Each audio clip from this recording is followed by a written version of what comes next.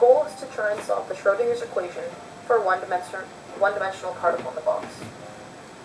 We have a particle that's on a line. The line represents one dimension. In order to solve it, we need to set up boundaries. This has divided the system into three regions: region 1, region 2, and region 3. Now the difference between these regions lays in the energy potential. In regions 1 and regions 3, the energy potential equals infinity. This is so that our particle does not enter these regions. In region 2, the particle feels no force. So the potential energy is equal to 0. So we have infinite force and we have no force. With no forces, back and forth. It stays inside of the box, but it does not go outside into regions 1 or 3.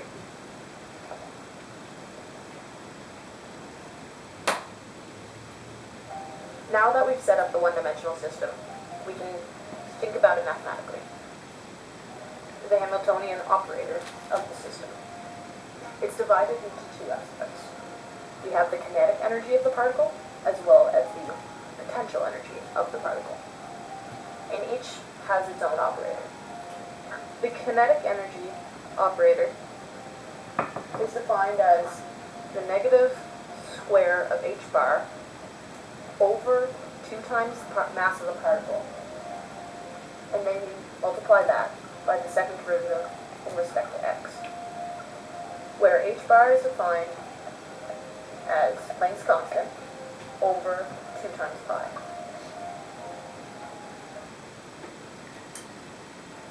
The particle is contained within the box, where the box has length of L. So the particle travels from 0 to L. If we notice that regions 1 and regions 3 are basically the same due to the similarities in the potential energy, we can solve for either 1 or 3 or both together, and they would have the same result. If we know our Schrodinger equation, being the Hamiltonian operator multiplied by the wave function of the region 1 and 3 in respect to x, then that would be equal to the energy multiplied by the wave function of regions 1 or 3, also with respect to x. It can be split up to our kinetic energy operator and our potential energy operator. In regions 1 and regions 3, we know that the potential energy is equal to infinity. We also know that the kinetic energy operator is equal to this equation. So we plug both in.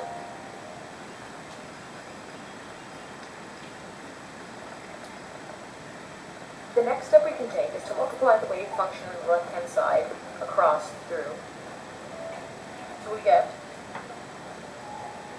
the kinetic operator multiplied by the wave function, as well as the wave function multiplied by infinity.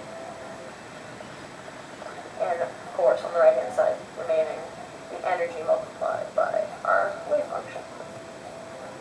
Now, if we bring this to the other side, subtract from both sides to do that, we're left with, again, the kinetic energy operator and the wave function, regions 1 or 3. We can bring this over as well as factor out our common wave function so that we get energy minus infinity, just all multiplied by our wave function. If you take away the largest possible number, infinity, from energy, then all that remains is just negative infinity itself. It's almost as energy makes no difference, because in the grand scheme of things, energy is so small compared to infinity, because that it happens to be the largest number that exists. So we're left with this on the right side, infinity. Then the next step we're going to take is to divide both sides by negative infinity. We can just do this. In order to save space, we can really just erase this because it cancels out. And we're left with our wave function equaling the kinetic energy operator multiplied by our wave function again, all divided by infinity. If you're dividing something by infinity, also you can cancel out the negative signs. If you're dividing something by infinity, that means the denominator is getting bigger and bigger and bigger, which means this value on the opposite side, in turn, would be getting smaller and smaller and smaller, approaching zero. And since it's infinity and this continues on forever, hypothetically, then this number, you could even just say, does become zero. So that means we've solved our wave function for regions 1 and region 3 to be equal to 0. This means that the energy is 0 in this case because, in fact, the particle, if we go back to our model, the particle does not exist in regions 1 and 3, which means the energy does equal 0, as well as the fact that our wave function is actually 0, which really just means there is no wave function in regions 1 and 3. We can now substitute our Hamiltonian operator as seen over here. So we've just solved the wave equation for regions 1 and 3. And we know it's equal to 0. What's left is solving the wave equation for region 2. So we can start with the same setup. We start with the Schrodinger's equation. So emission operator multiplied by wave function region 2 is equal to energy multiplied by the wave function, again, in region 2. We know the Hermitian operator was split up to the potential and the kinetic operators. So we still have our kinetic, but now we know that in region 2, our potential energy is equal to 0, so we can just add it to 0. Remember that our kinetic operator is equal to the following equation.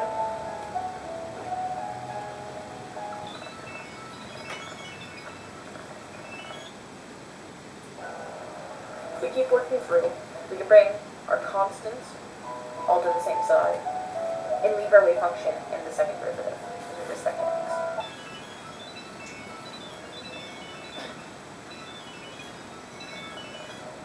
We can now bring this over and set this equal to 0.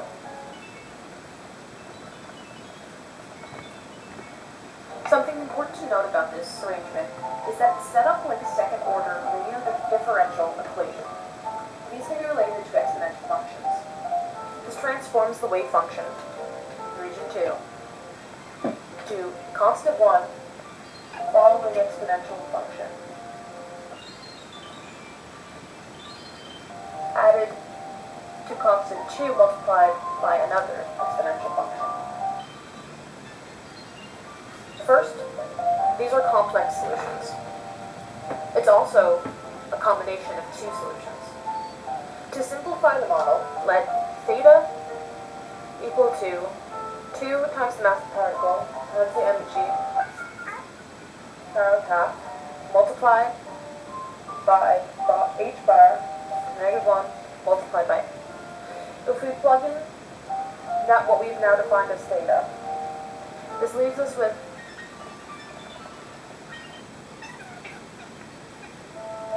the first important relation is the following. And the next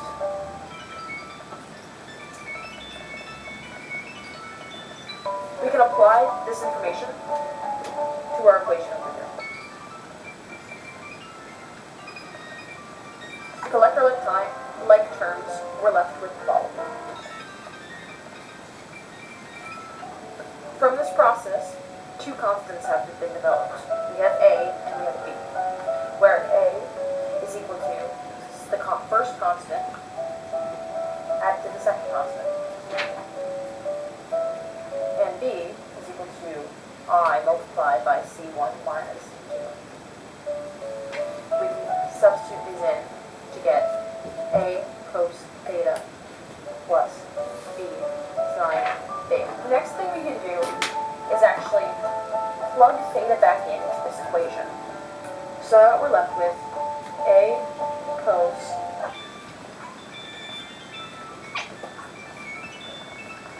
also just a reminder that this equation is actually wave function.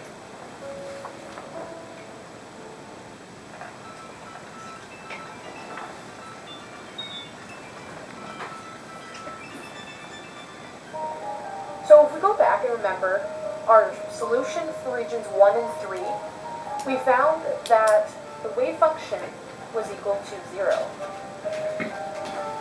This means that everywhere up into and including the boundaries, 0 and L, must equal 0. That means at x is equal to 0 and at x is equal to L, both of these wave functions must equal 0, but also the wave function in region 2 must equal 0. So that means in order for this to be permissible, the wave function in region 2 must equal 0 when x is equal to 0 and when x is equal to L. Another important property of the wave function is that it must be continuous. This is why this will work. Now, if we start with plugging in 0, let's see if we can find some important information. So if we plug in 0 for x here, that turns all of the argument of cos equal to 0. And the same thing occurs when you plug in 0 for x for sine. We know that cos of 0 is actually equal to 1, while sine of 0 is equal to 0. We don't know any restrictions on b yet. However, a, if cos 0 is equal to 1, that means a has to be 0 to make the wave function equal to 0. So we found our first boundary condition. A is equal to 0. With a equaling 0, this actually leaves our entire wave function, regardless of what we plug in for x, as only the second part of the equation. Let's plug in our second boundary.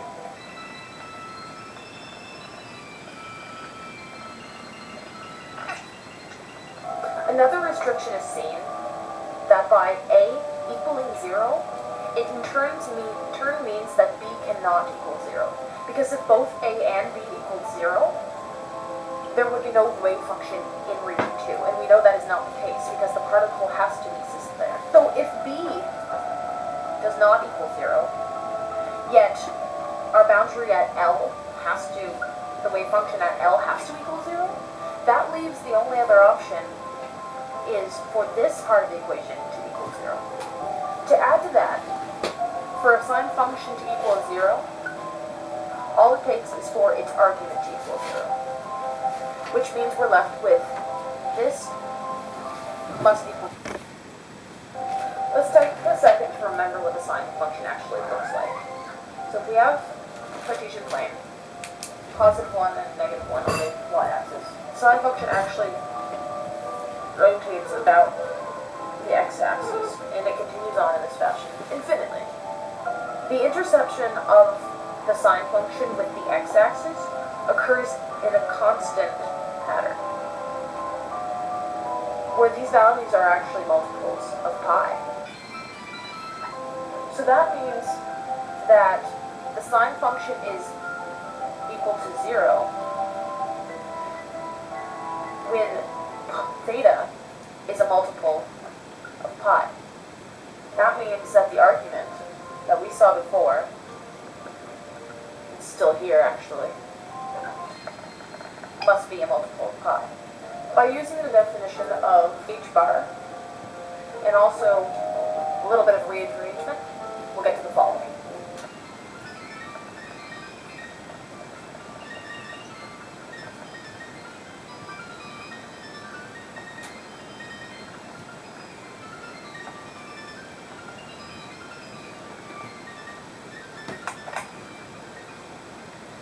Some important things to note about this equation is the reliance on the quantum number n.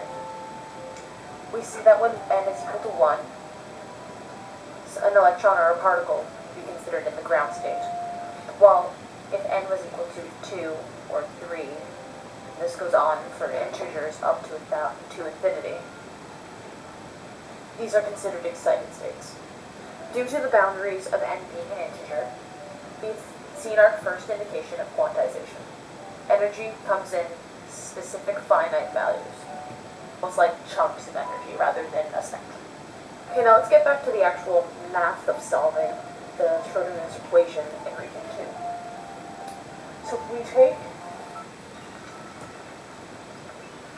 remember when we plugged in the boundary condition of L?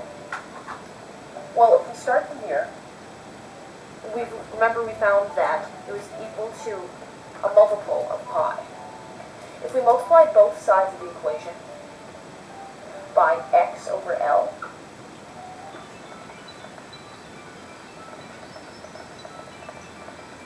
we see, this looks familiar, this was the original argument of sine. We can actually plug in this value back into the original. And don't forget, n is an integer that is not 0, and this goes on to infinity. Now since n could hypothetically extend all the way to infinity, that means there's really an infinite amount of solutions to the wave function. When you think of it like this, the following equation is reliant on n, so we use this notation. And you might remember that I was using the notation specific to region 2. However, we already proved that the particle doesn't exist in regions 1 or 3. So it doesn't really matter if you specify it to region 2, because that's already implied. The only thing left to do is to figure out what B equals. And we can do this using the properties of normalization, where if you take the inner product of a wave function is equal to 1. We can first start by talking about the probability of finding a particle.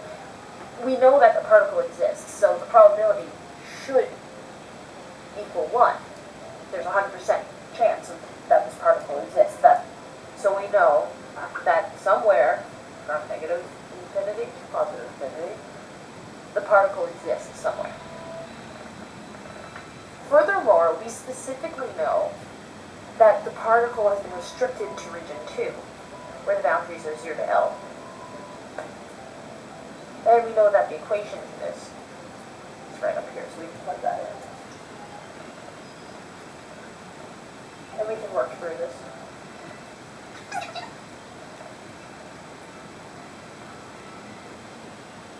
The integral here turns into L over 2. And it's done so by the following property. We plug in n pi over L for B, x over 2, and you plug in n pi over L for B here and here, and you solve it, and you're left with L over 2. Now from the property of normalization, we know that this should equal 1. So this is what we solved for when we took the inner product of a function. So this should actually equal 1. And now if we solve and isolate for B, bring the 2 over, and the L over as well, becomes 2L equal to B squared. And if we bring that over here to the space, we're left with B, or the modulus of B is equal to the square root of 2 over L. The final step is to actually plug in everything we know. So we have the generalized wave function for one-dimensional particle in a box is equal to your constant B is square root of 2 over L multiplied by your wave function, sine n times pi times x over L going through the box. We've solved the Schrodinger's equation for one-dimensional particle in the box.